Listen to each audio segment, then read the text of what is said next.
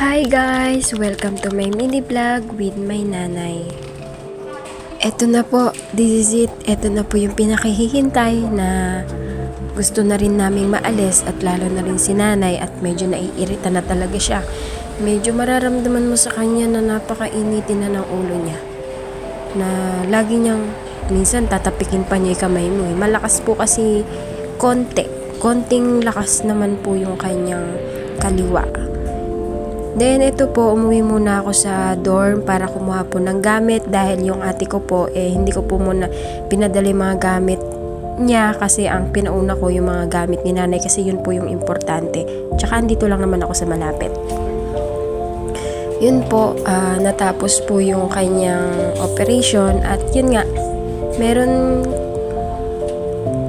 merong hindi inaasahang pangyayari sa kanya dito.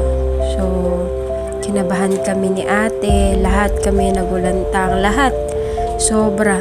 Pati nga yung mga nurse, doktor, lahat sila na hindi namin maipaliwanag kung bakit anong nangyari. Na nag 50-50 po ulit si nanay nung pagkatapos ng operation niya at nung paghatid sa room, mga after 30 minutes, ayun.